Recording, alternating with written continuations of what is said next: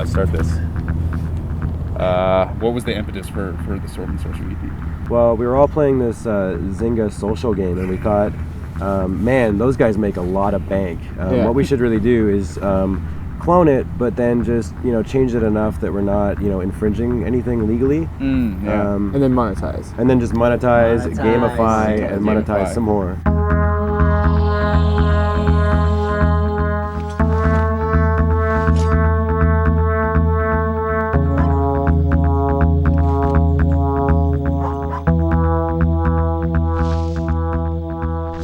How long has Superbrothers existed? I registered the company in 2003 with the idea of making pixel stuff with music on Apple devices. The iPod had just come out, the old brick version.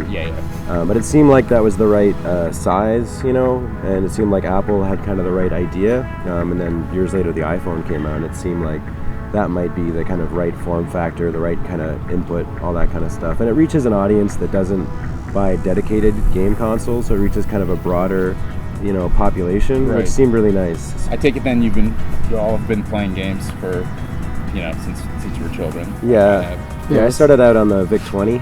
Wow. And then the Commodore 64. Nice. And then NES and all the rest of that stuff since then. And I really treasure those early games. There was something really pioneering and kind of abstract and amazing about them. And ours is much more gentle and accessible, but hopefully it still has some of that kind of mystery and kind of sense of discovery that the older games had. It's the aesthetics of a game that are most interesting to me. The mechanics are interesting depending on how they fit into the concept, but I've always been just really attracted to how it looks and how it sounds and what that kind of adds up to actually meaning.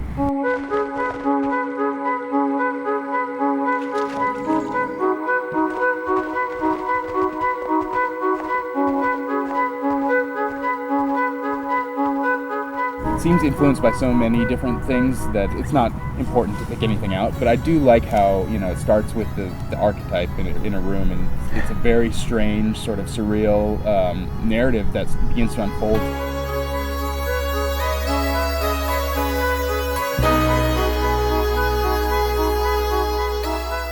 It reminded me of some of David Lynch films. I really like how Lynch's movies, oftentimes the narrative is happening in a dream, but the dream is almost real enough. It's like, is this just weird, or is this supposed to be fake? I mean, I really like his work, and I think I saw Lost Highway in '97 that made a big impact.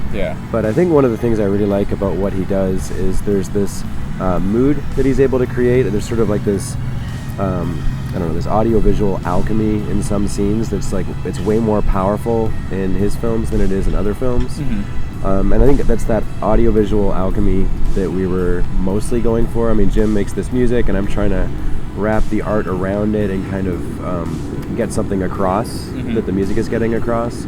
And then the game is sort of the way that unfolds. That's sort of like the mechanic that lets you roll through it. That was our idea, basically, is like, let's try to figure out how to just get the music and the concept and the graphics to just feel like they're one thing.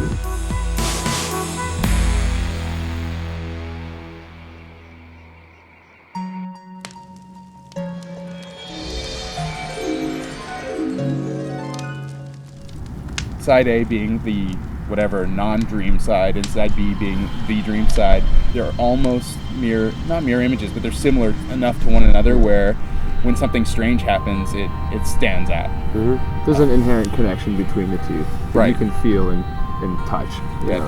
It's not far enough away that they feel like two separate games or two separate parts of a game. I think they really feel like just two pieces of the same puzzle. Right.